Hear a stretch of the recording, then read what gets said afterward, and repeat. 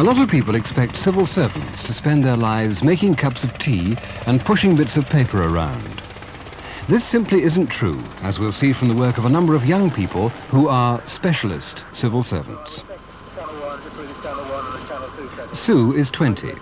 She's an assistant scientific officer at the Royal Aircraft Establishment at Farnborough. She's taking measurements of cabin noise in a helicopter and recording them.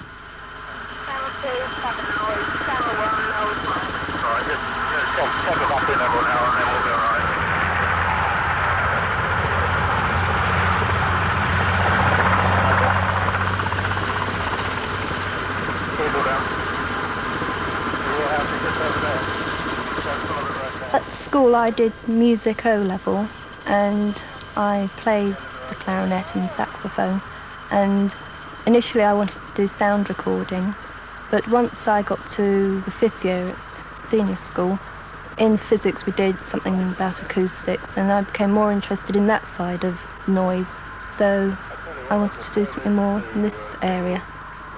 And the basic purpose of our work is to look at the effects of noise and vibration on human performance of pilots in the air.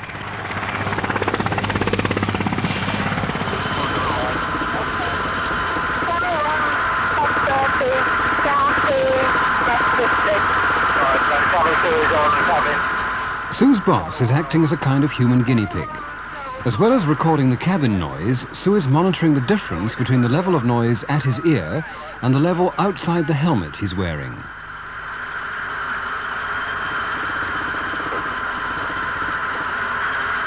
It's important to find out if the helmet is effective in reducing the noise experienced while flying. If the noise level is too high, it can damage the pilot's hearing or interfere with his ability to communicate with other aircraft or with ground control.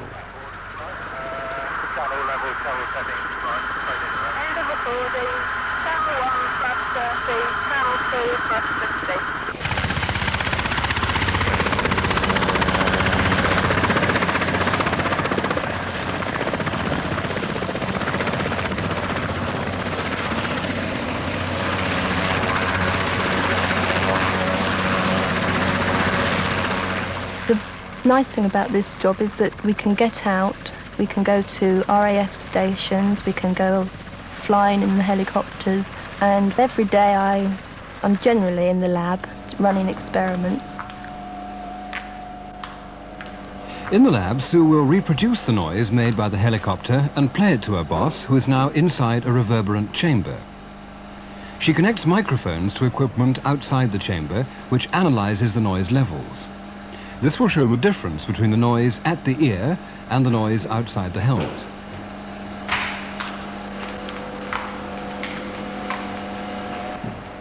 The results can be compared with those taken in the air to see that they're the same. She shuts her boss away so that he's cut off from any other sources of noise and switches on.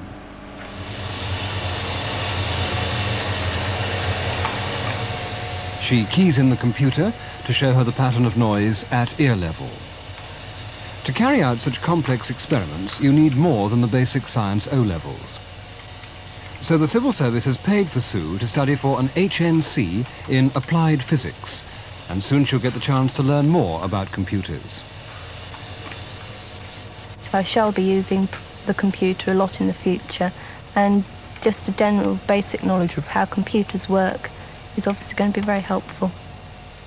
This display shows the noise at ear level.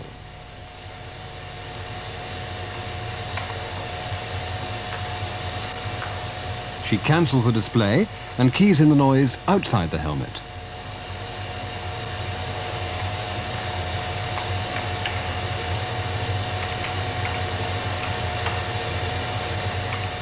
And there it is. And when the computer has stored the results, Sue can switch off. After analysis, a graphical plotter will show her the precise difference between the noise at ear level, that's this line, and the noise outside the helmet, that's the top line. There's a lot of difference, so obviously the helmet is effective. By conducting experiments on a number of people, Sue can find out whether improvements or changes in helmet design should be made. People like Sue provide a valuable service to pilots.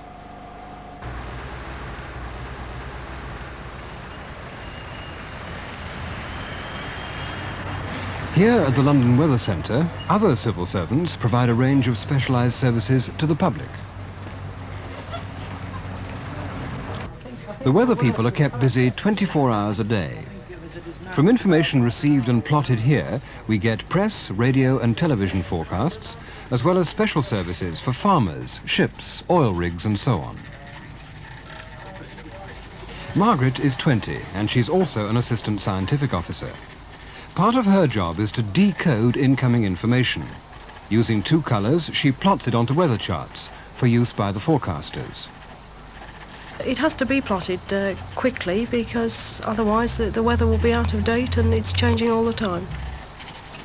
You simultaneously have to read the observation, which is already coded, and you have to decode it in your head, ready to recode it again on the chart in the plotting code. It's a set pattern of symbols so that all forecasters looking at it, even in foreign countries, will be able to read the charts.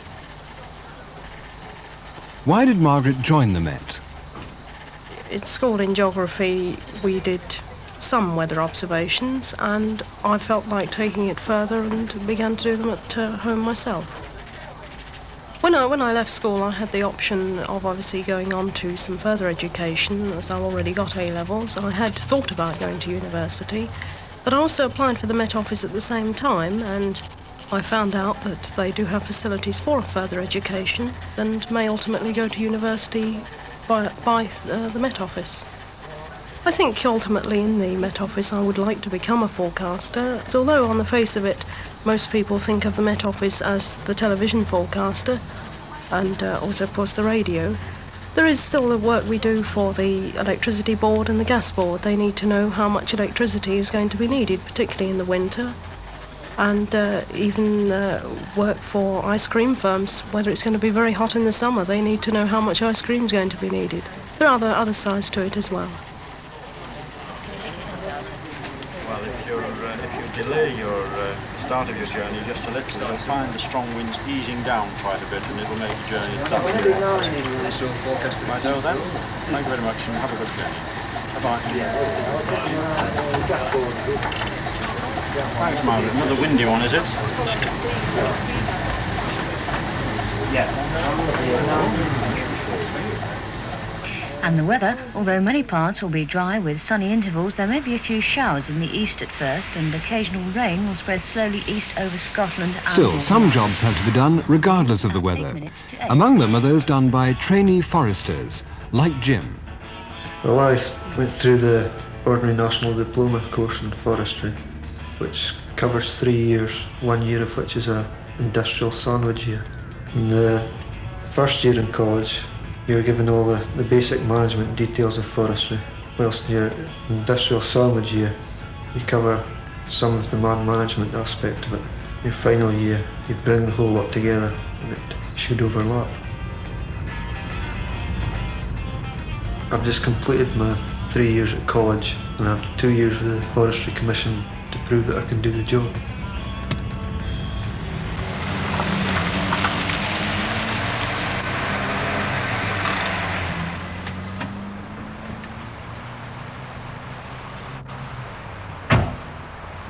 One of the most important sides to Jim's job is to plan the sites which are to be ploughed and planted to create new forests.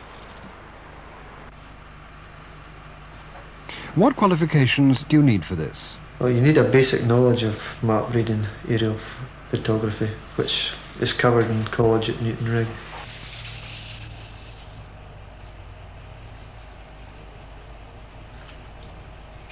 From the aerial photograph, we can relate the contours onto an overlay map, and we can work out ploughing direction using these contours. And from there we plan that onto a working map which we can use in the hill.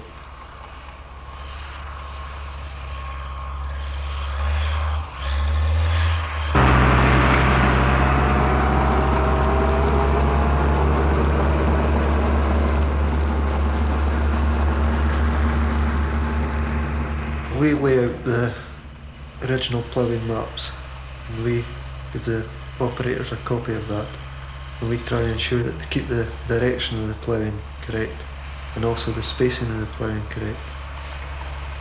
Jim feels that these furrows are rather too wide apart, and he lets the driver know.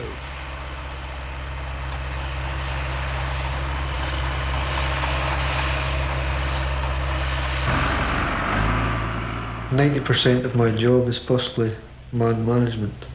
So you've got to have a good relationship with your workers, otherwise you won't be getting work done for you properly.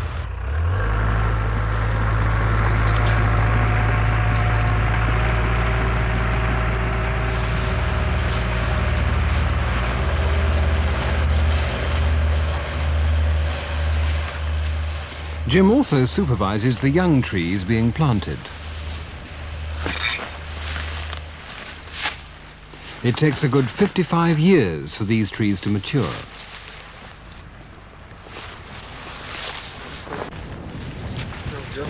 Oh, there. Spacing's getting a wee bit far out here. Too far apart. Too far apart. You're not getting the plants straight. No, no You've got to check that the roots are in correctly, trees are straight. If you haven't got the spacing correct, when you come to harvest the crop in future years, you haven't got the timber you're expecting to have in the ground.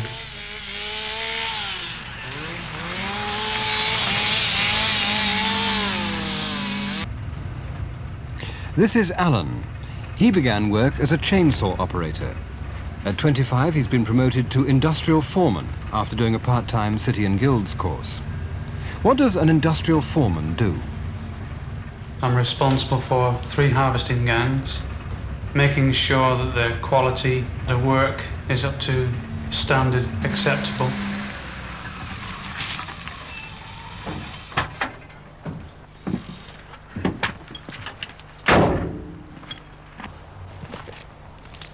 Alan sets up the first stages of the felling process for the harvesting gangs. He carefully selects which trees are to be thinned. He checks the diameter of the trees he's chosen to make sure they're the right size to put on sale. Then he marks them with his axe so that the forest workers know which ones to cut down.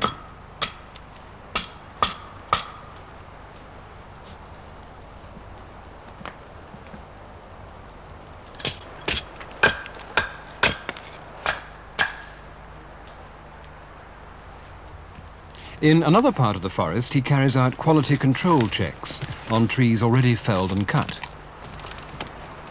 The saw logs go down to 14 centimeters top diameter under bark. If these logs do not come within that specification, there may be trouble in actually selling the timber at the roadside.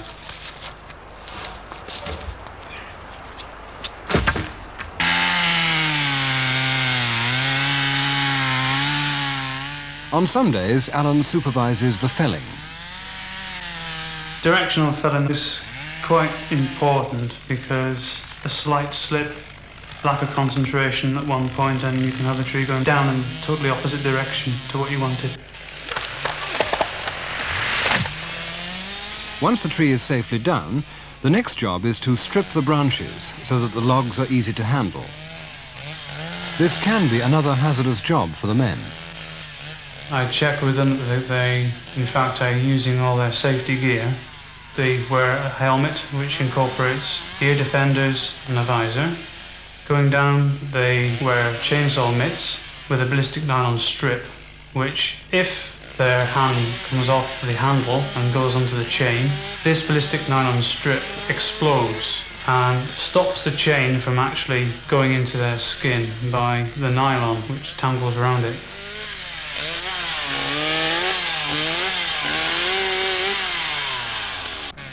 Alan sometimes gives the men a hand by sealing the stumps with a chemical which prevents disease spreading underground to the growing trees.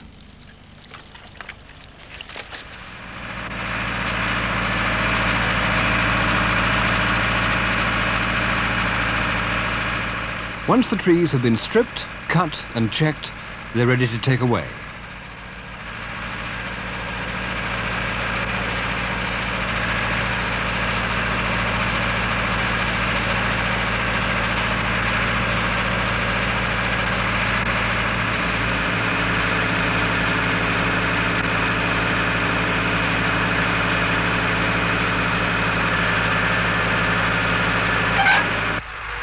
In fairly flat, open forest like this, the use of a machine like the forwarder can save both time and manpower.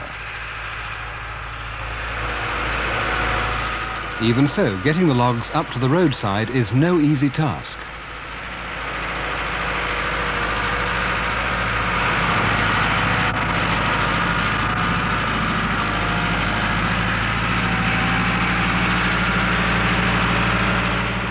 Alan is checking that logs of the same size are neatly stacked and displayed for sale, rather like putting goods on show in a shop.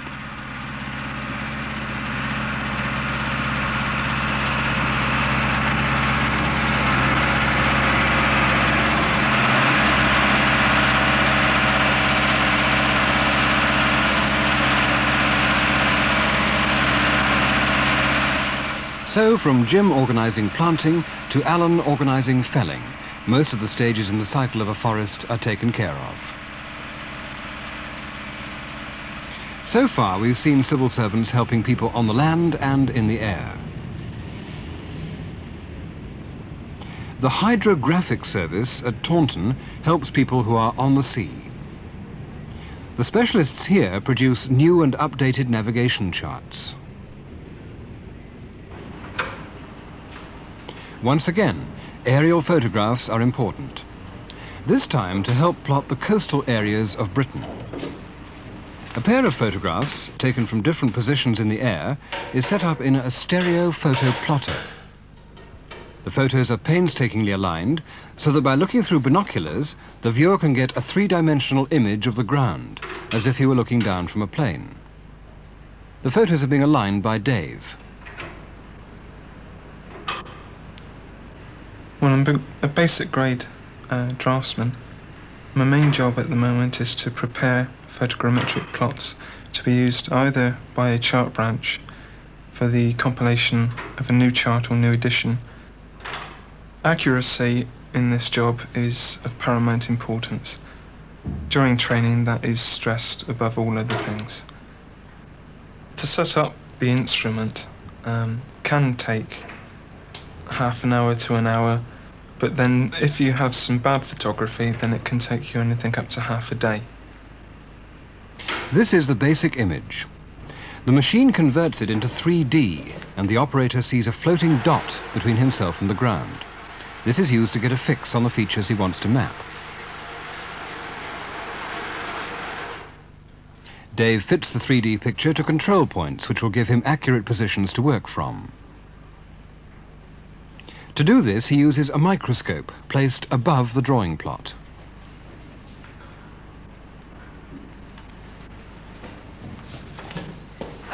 He then checks again to see that the control points on the picture fit the control point on the plot.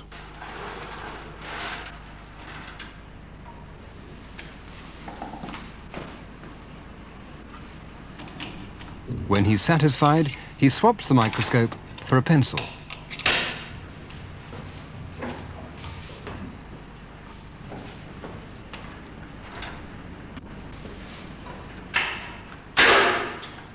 Once the machine is set up and scaled correctly, then you may proceed to plot any detail contained within the photograph. And the details are automatically reproduced on the drawing table. The most rewarding aspect of the job, I think, is the responsibility, because so much of the work cannot be checked. It leaves it up to the individual to make sure he does a good job. When Dave has finished his plot of a given coastal area, together with the low tide area, he takes it upstairs to a compilation cartographer. Hello, Caroline. Hello. What's that photo plot you wanted? Some drying heights and one report. Caroline's 19. My work involves updating and drawing Admiralty charts. Charts have to be continually updated as dangers such as moving shoals aren't always visible to the mariner. And of course there are always new wrecks, new navigational hazards that have to be shown. Drawing up a small insert for a larger chart will take Caroline at least 2 weeks, for her work has to be checked and continually updated even as she goes along. As well as drawing the coastline, she has to show where the navigable channels are. She uses other information apart from Dave's. I refer to the Harbour Master's Guide because it would indicate the possible channels the yachts would use to the harbour, and therefore I make sure there are plenty of soundings in the area. She includes enough information to be clear, but not too much to confuse the navigator.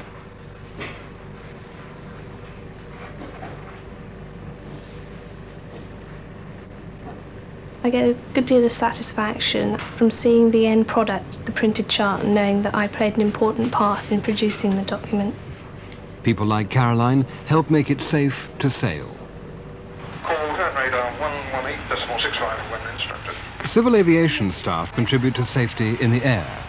Roger, an assistant scientific officer, is making weather observations. By sighting towards a fixed point, he can work out the range of visibility. He also notes the height and formation of the clouds.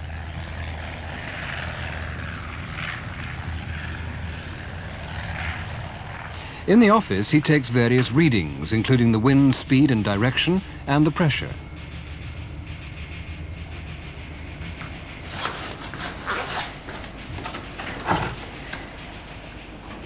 The temperature must be noted too.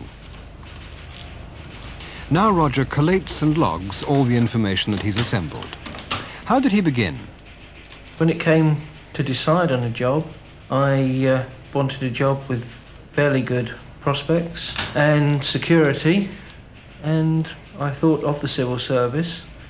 And looking through the various jobs, seeing the Met Office was one that immediately took my fancy.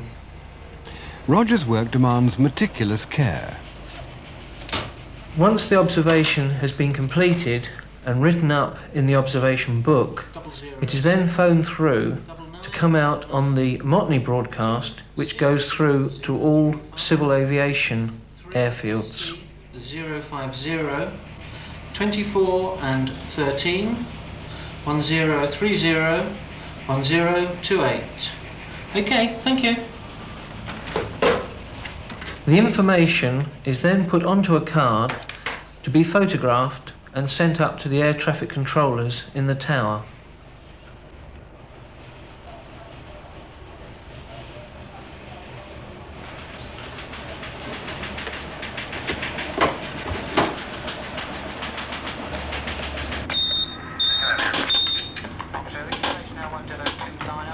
Golf Romeo, Juliet, contact radar 11865.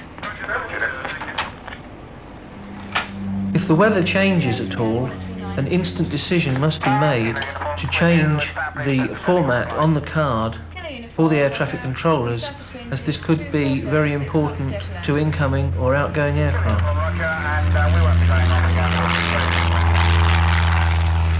So, none of the civil servants we've seen entirely fit the conventional image, and all of them are doing work of considerable national importance. 2CU035 1028. Thank you.